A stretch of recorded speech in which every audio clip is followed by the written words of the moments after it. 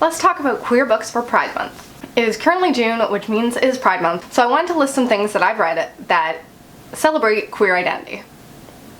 I have no idea if this video will actually be up in June. Hopefully it will, but I feel like it doesn't really matter what time of year it is. You can read queer books whenever you want. The first book I want to talk about is The Space Between Worlds by Micaiah Johnson.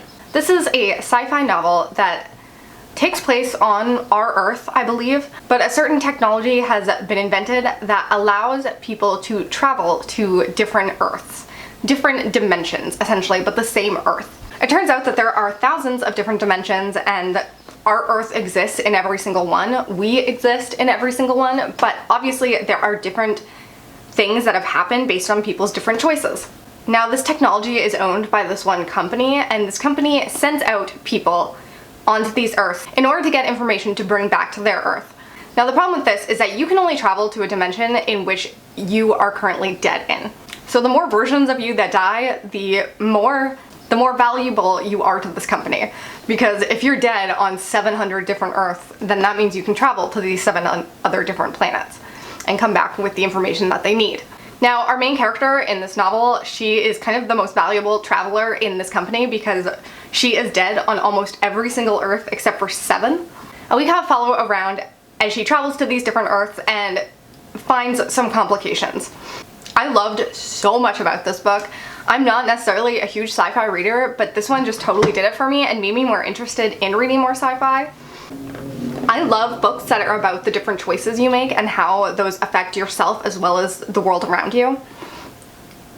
I thought following along with this character was really interesting because yes, you did get to see the way her choices affected her path and her destiny in life, but you also got to see how much her life was the same, how much her circumstances were affected because of like her background and her parents' background, where she grew up, and the relationships that she was kind of forced to have. This book does so much with so few pages. I can't believe really how much it's able to cover.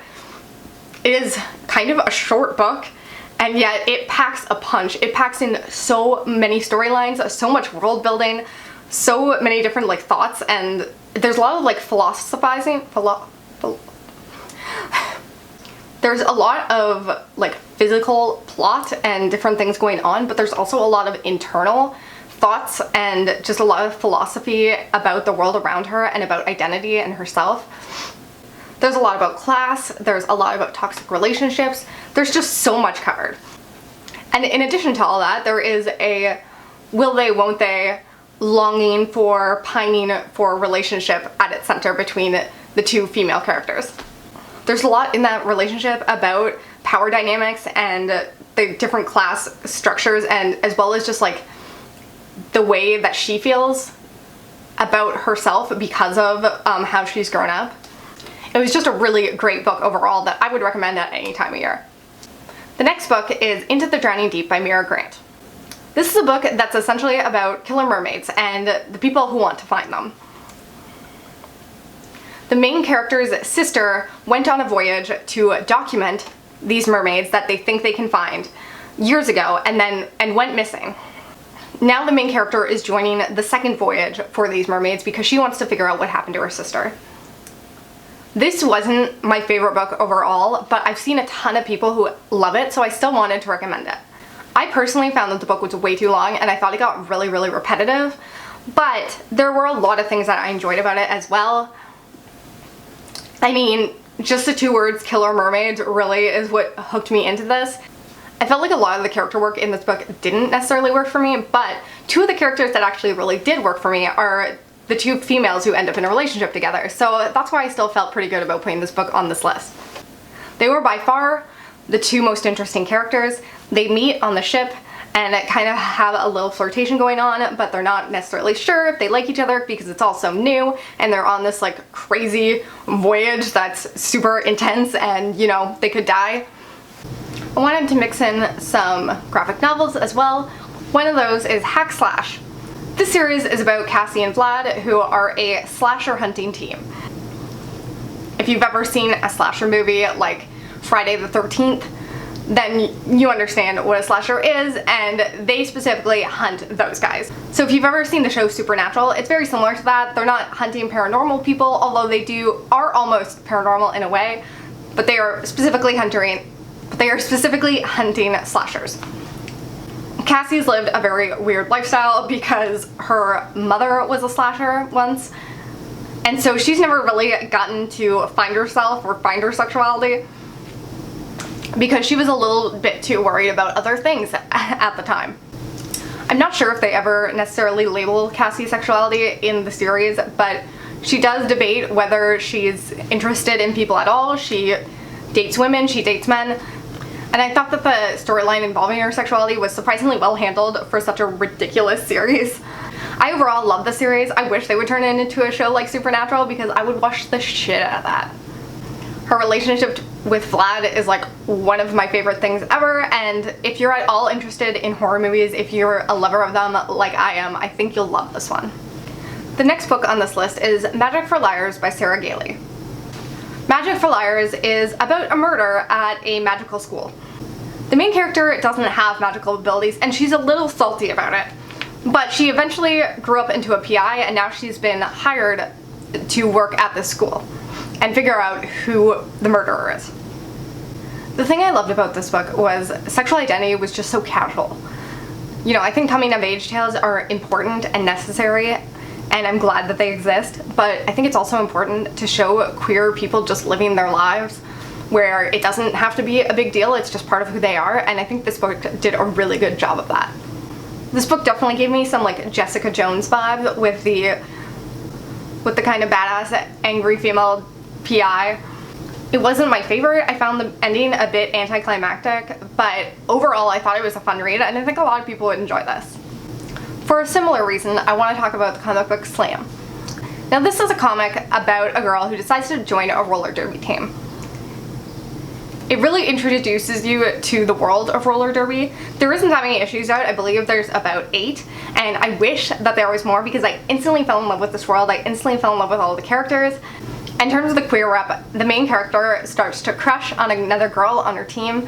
I love the idea that queer rep doesn't always have to be someone actively in a relationship. I loved that this was just about a girl who had a crush and just trying to figure out what to do with those feelings and how to approach the situation, and I think it's something we can all relate to, and it really like brought me back to those high school feelings of liking someone and not knowing how to talk to them.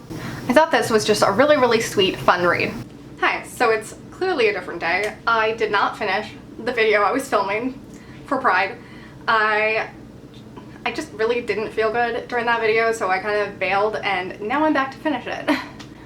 The first book I'm going to talk about today is The Death of Vivek by Akwaeke Emezi. I read this book last year and absolutely was floored by it. I'd never read anything by Emezi before, and so I'd never like had a chance to experience the writing, and this book was just unlike anything else. This is a contemporary book that takes place in Nigeria and really just follows the life and death of Vivek. The way that Emezi writes is so unlike anyone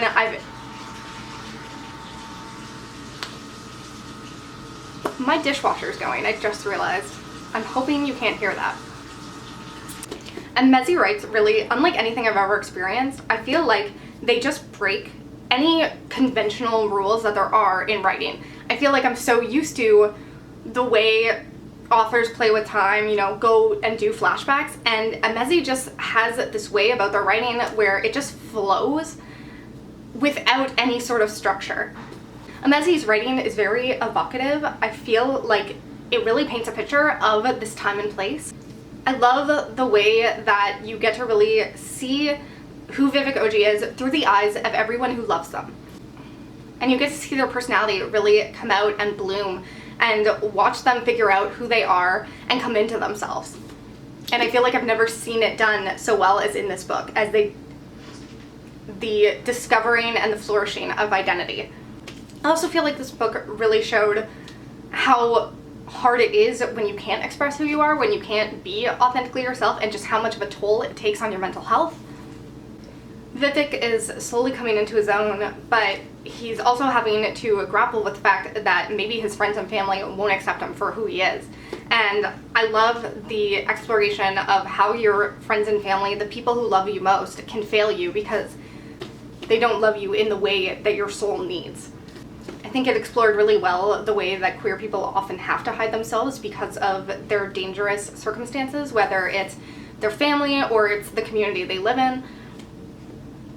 I just thought that this was such a beautiful book, and it packs so much into such a short amount of time. The next book I want to talk about on here is a romance series, because we all know I can't do a list without talking about at least a little bit of smut. And that book is The Siren by Tiffany Reisz. It's actually the original Sinner series. I adore this series. I've talked about this so much on my channel, but it is truly my all-time favorite romance series, and pretty much every character in this series is bisexual. Like, there is so much bisexual representation. And I definitely think that heightened my enjoyment of this book. The original Sinners series is about Nora Sutherland, who is an erotica writer as well as a dominatrix. It is about her life and her group of friends / paramours, and really just the goings-on in their relationship. The series really starts off with Nora, but then kind of explores the people surrounding her as well. Nora is just everything I love in a main character. She is sassy but kind-hearted. She's tough and independent, but she would also die for the ones she loves. It's always nice to see a confident heroine, because I am so sick of rating smut books with like these dainty, awkward virgins. Like, I get why that is good to have in some books, but I just want a girl who knows her sexuality and loves herself. And Nora is all that and more. And then there's Wes, who is one of the only non-bisexuals of the group. He is just this marshmallow boy who is Nora's roommate as well as her former student. She has this very friends to lovers sort of dynamic with him.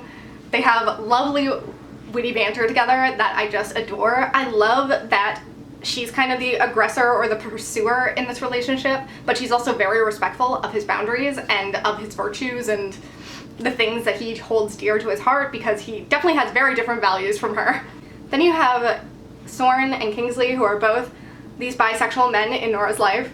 Soren is a former lover and kind of Nora's soulmate, while Kingsley is almost like her brother or something. They don't have as much of a romantic relationship, but they do have a sexual relationship, so I guess it's weird to call them brother and sister, but that's the sort of dynamic they have. They kind of push each other and fight and bicker, but they also are there for each other and have each other's backs no matter what. He is kind of the king of the underworld. He runs the BDSM club. He's got files on everyone in town, and he's also just like this walking libido. What I love about this series is that all of the stakes, all of the drama is grounded in emotions. It's grounded in their relationships with each other and how much they care about each other. Yes, it's complicated. Yes, there's a lot of will they, won't they, but it's because of who they are. It's because of the things that they want in life. Instead of it being about some like miscommunication, it's about the choices that they're making as people. It just feels very real and very authentic, and every single one of these characters holds such a deep place in my heart. Let's finish this off with another comic. My last recommendation is Juliet Takes a Breath. I know that this is actually a novel, but I never read the novel, but I did pick up this comic book and I really, really enjoyed it. This is basically a queer coming-of-age tale.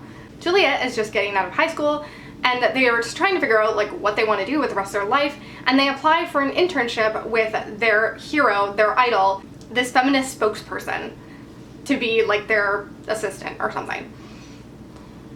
Juliet ends up getting the job, moving out there, and realizing that maybe this feminist icon isn't quite everything she seems to be. Like I said, this book is a coming-of-age tale. It's about heartbreak and identity, about finding who you are, finding what you want in life. It's also about white feminism and how that doesn't really work for everyone. Like I said, I didn't read this book, but I thought this graphic novel did a really good job at covering a lot of issues. I also feel like I immediately cared about the main character. I immediately liked the main character. I felt Juliet's heartbreak. I felt those feelings like where you first get a crush. I just feel like they managed to do so much in this graphic novel and convey feeling so well as dealing with bigger issues and themes. Also, the artwork was fantastic and beautiful. I love the color palette. It was just gorgeous. I loved getting to see so many different queer identities, and I loved getting to see Juliet like find their community, because it was like their first experience getting to exist in a town that wasn't as small and closed-minded. And I think that this graphic novel does a really good job of showing how important and exciting that community can be to find, as well as the different versions of identity and how it looks different on everyone. So those were all my queer picks for this video. I hope you liked it, and I hope you come back again soon. Bye.